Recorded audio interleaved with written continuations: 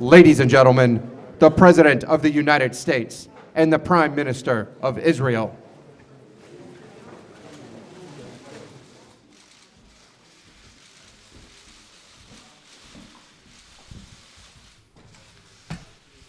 Thank you very much.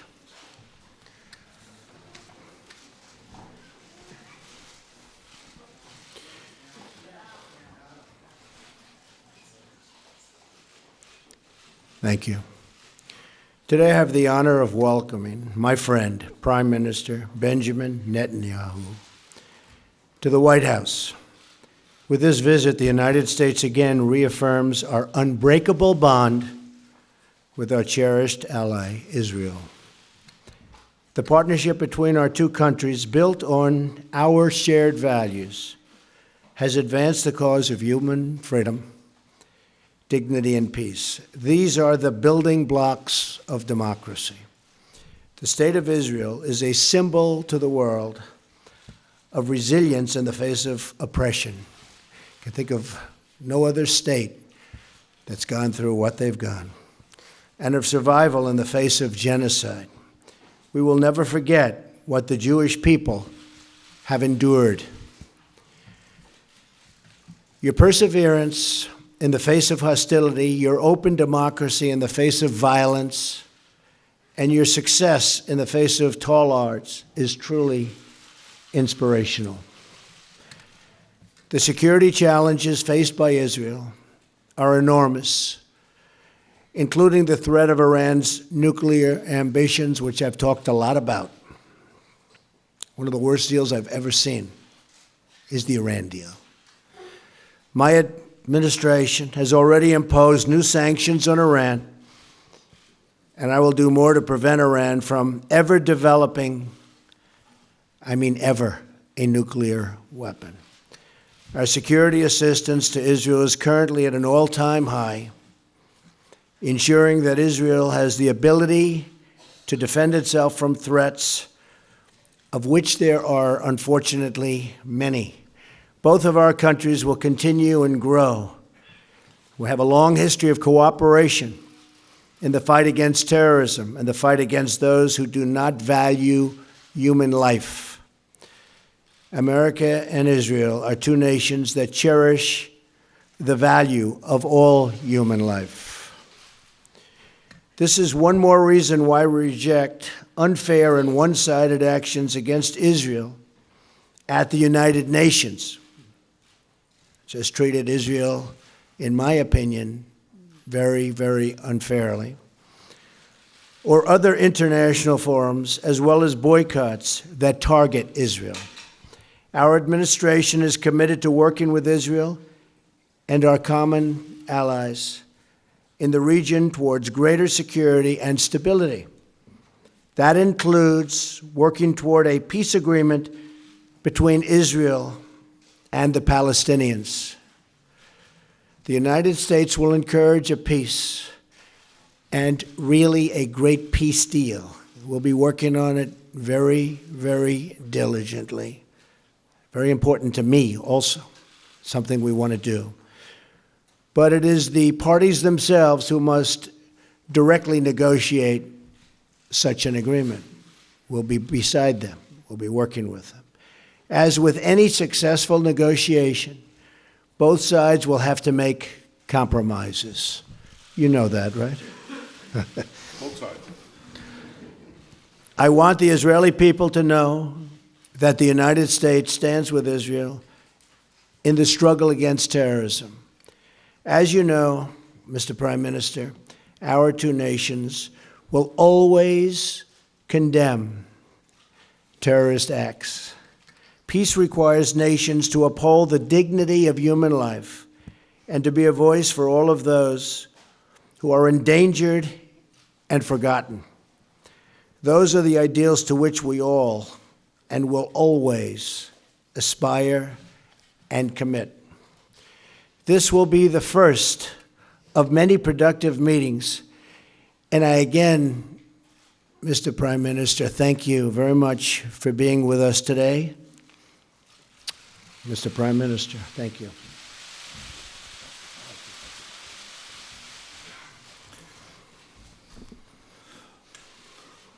President Trump, thank you for the truly warm hospitality you and Melania have shown me, my wife Sarah, our entire delegation.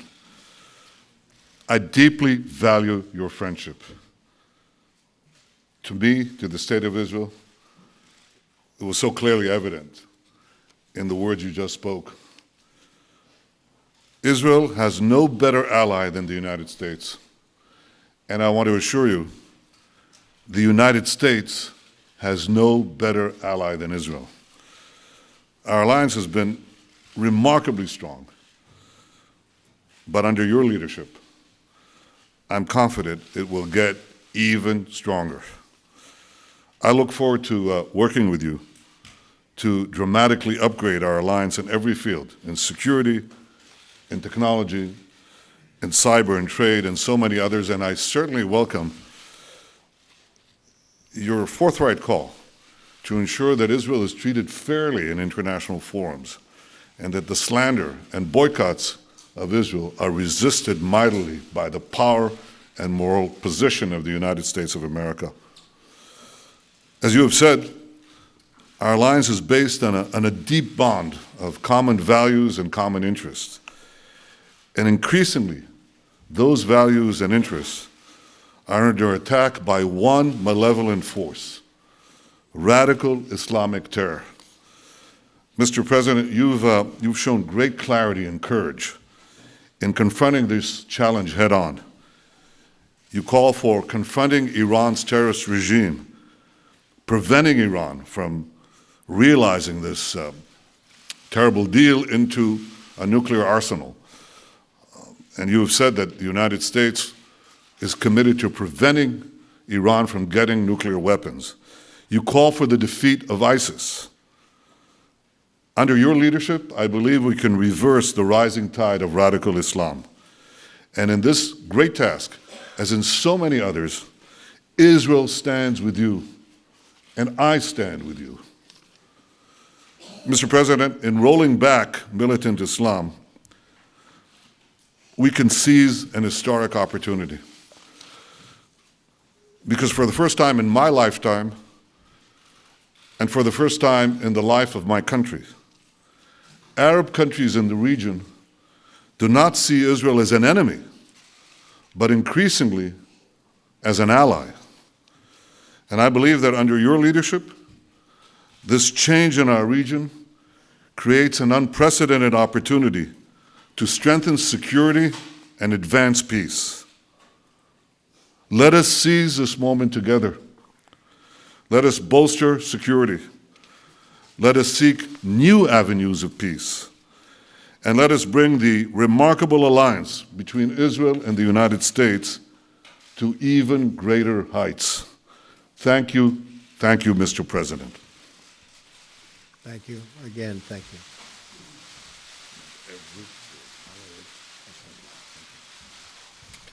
We'll take a couple of questions. David Brody, that's Christian Broadcasting. David? Thank you, Mr. President, Mr. Prime Minister. Both of you have criticized the Iran nuclear deal and at times even called for its repeal.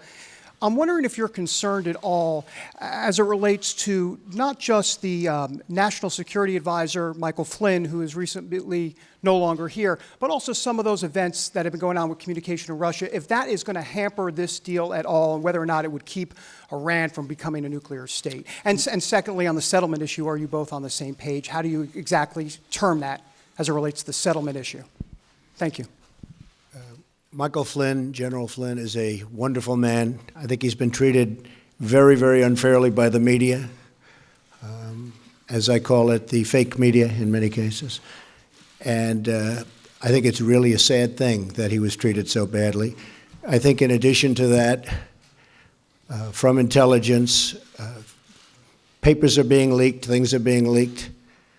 It's criminal action, criminal act. And it's been going on for a long time, before me, but now it's really going on. And people are trying to cover up for a terrible loss that the Democrats had under Hillary Clinton. I think it's very, very unfair what's happened to General Flynn, the way he was treated, and the documents and papers that were illegally, I stress that, illegally leaked. Very, very unfair. As far as settlements, I'd like to see you hold back on settlements for a little bit. We'll work something out, but I would like to see a deal be made. I think a deal will be made. I know that every president would like to. Most of them have not started till late because they never thought it was possible. And it wasn't possible because they didn't do it. But Bibi and I have known each other a long time. A smart man, great negotiator. And I think we're going to make a deal. It might be a bigger and better deal than people in this room even understand. That's a possibility. So let's see what we do. Let's try it. Doesn't sound too optimistic, but that's he's a good negotiator. That's the art of the deal. I also want to thank Sarah. Could you please stand up? You're so lovely, and you've been so nice to Melania. I appreciate it very much.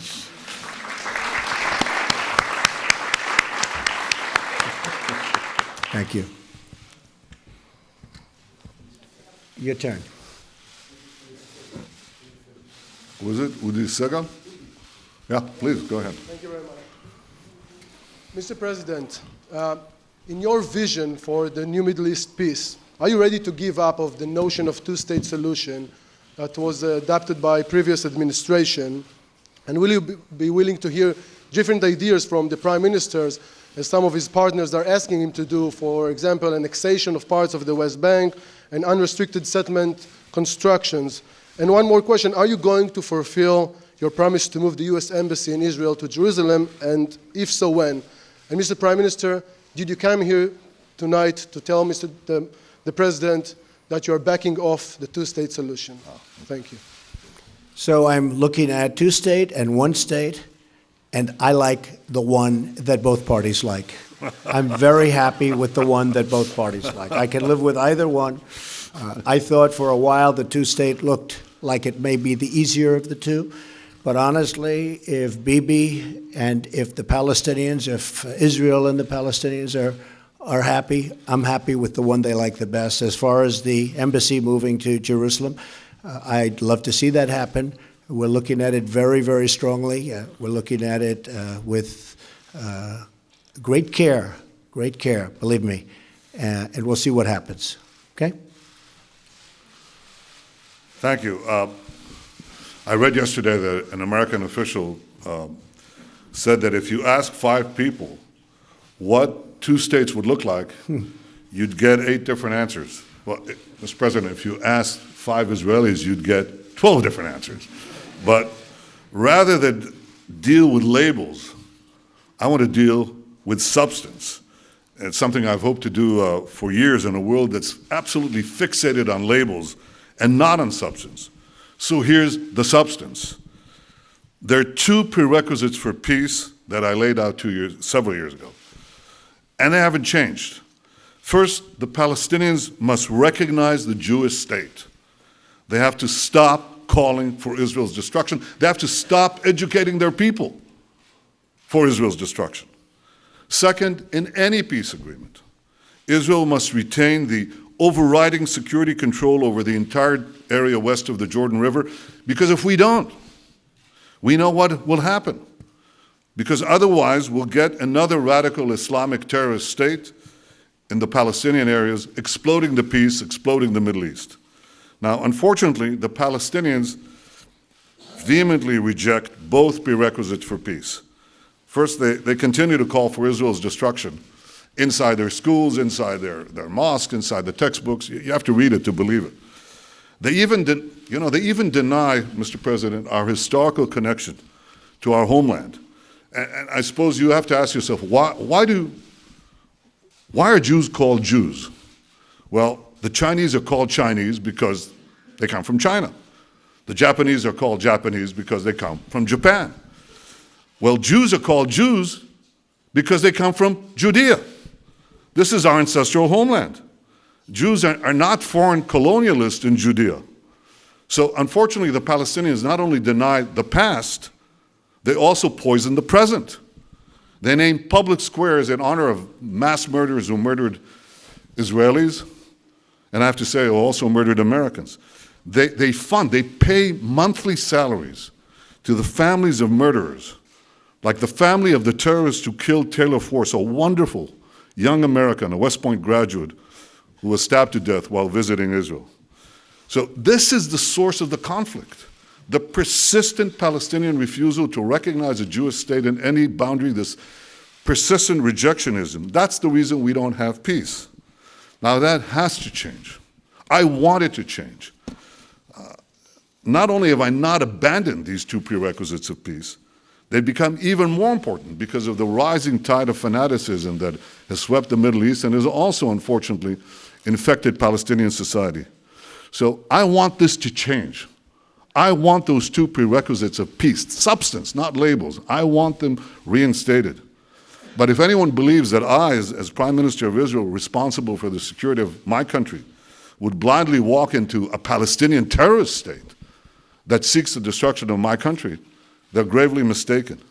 The two prerequisites of peace, recognition of the Jewish state, and Israel's security needs west of the Jordan, they remain pertinent. We have to look for new ways, new ideas on how to reinstate them and how to move peace forward.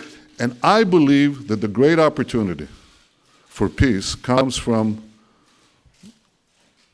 a regional approach, from involving our newfound Arab partners in the pursuit of a broader peace and peace with the Palestinians. And I greatly look forward to discussing this in detail with you, Mr. President, because I think that if we work together, we have a shot.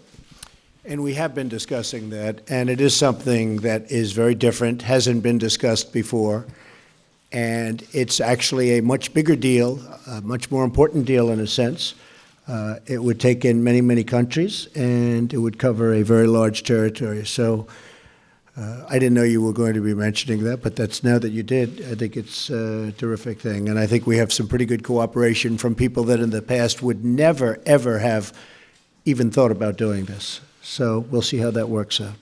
Okay? Katie from Town Hall. Where's Katie? Right there. Katie? Thank you, Mr. President. You said in your earlier remarks that both sides will have to make compromises when it comes to a peace deal.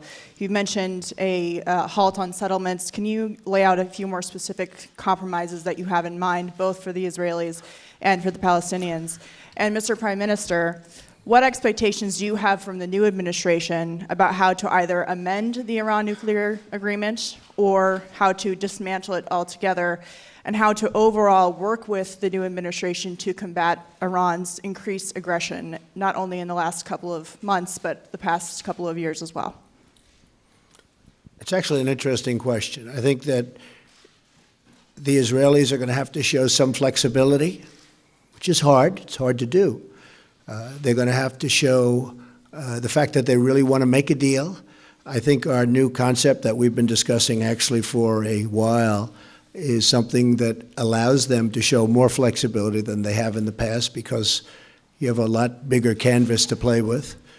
And I think they'll do that. I think they very much would like to make a deal, or I wouldn't be happy, and I wouldn't be here, and I wouldn't be as optimistic as I am. I really think I can tell you from the standpoint of Bibi and from the standpoint of Israel, I really believe they want to make a deal, and they'd like to see the big deal. I think the Palestinians have to get rid of some of that hate that they're taught from a very young age. They're taught tremendous hate. I've seen what they're taught.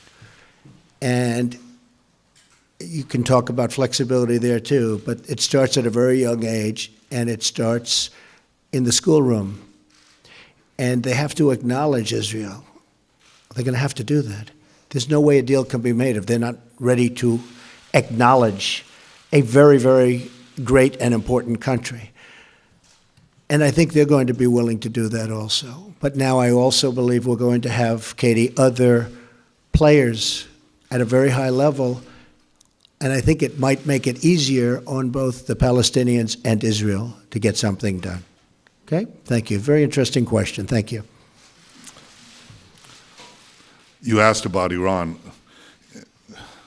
One thing is preventing Iran from getting nuclear weapons, something that President Trump and I think, are deeply committed to do, and we are obviously going to discuss that. I think beyond that, President Trump has led a very important effort in the past few weeks, just coming into the presidency.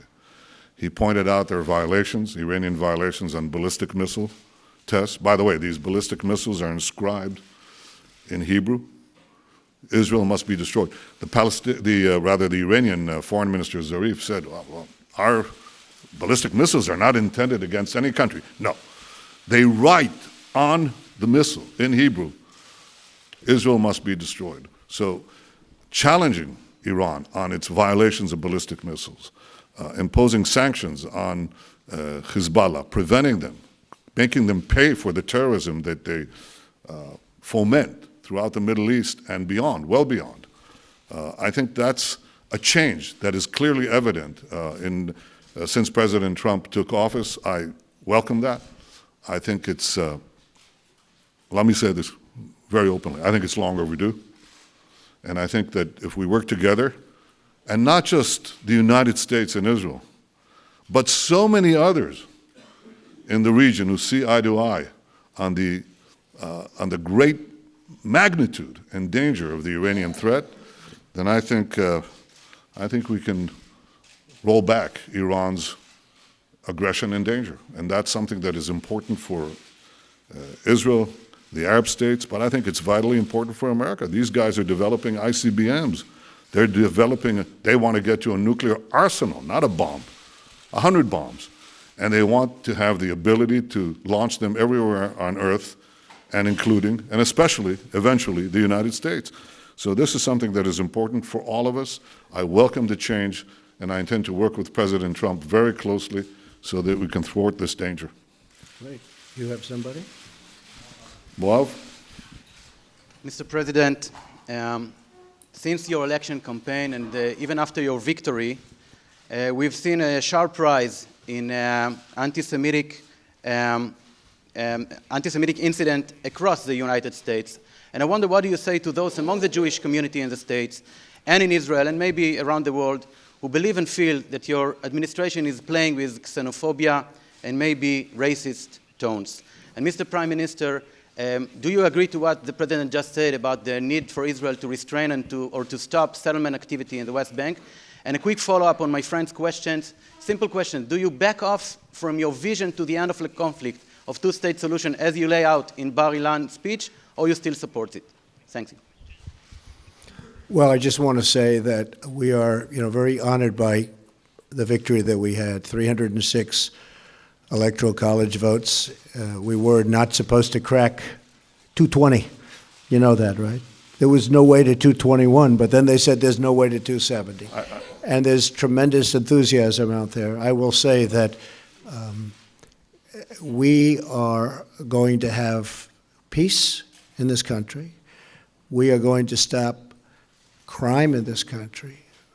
We are going to do everything within our power to stop long simmering racism and every other thing that's going on, because a lot of bad things have been taking place over a long period of time. I think one of the reasons I won the election is we have a very, very divided nation, very divided. And hopefully I'll be able to do something about that. And it was something that was very important to me. As far as people, Jewish people, so many friends, a daughter who happens to be here right now, a son-in-law, and 3 beautiful grandchildren. I think that you're going to see a lot different United States of America over the next 3, 4, or 8 years. I think a lot of good things are happening, and you're going to see a lot of love. You're going to see a lot of love. Okay?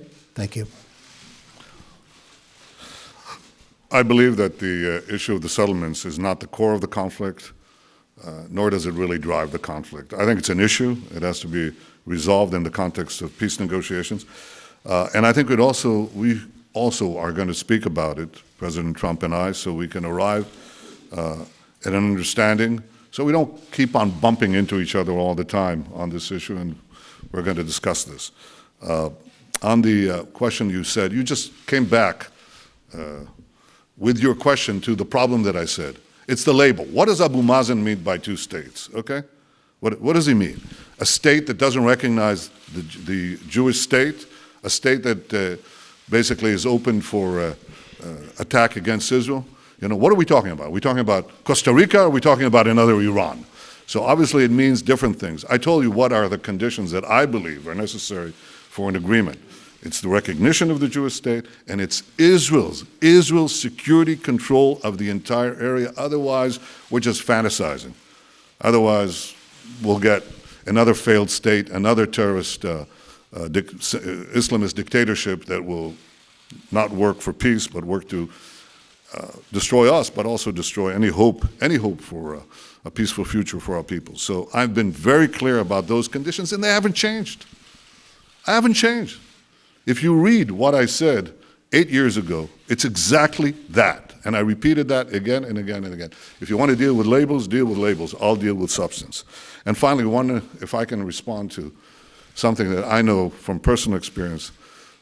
I've known President Trump for many years. And to allude to him, or to his people, his team, some of whom I've known for many years too. Can I reveal, Jared, how long we've known you? Well, he was never small. He was always big. He was always tall. But I've known the president, and I've known his family and his team for a long time. And there is no greater supporter of the Jewish people and the Jewish state than President Donald Trump. I think we should put that to rest. Thank you very much. Very nice. I appreciate that very much. Thank you. Mr. President, are you going to answer any questions about your associated contacts with the Russians during the campaign? Mr. President,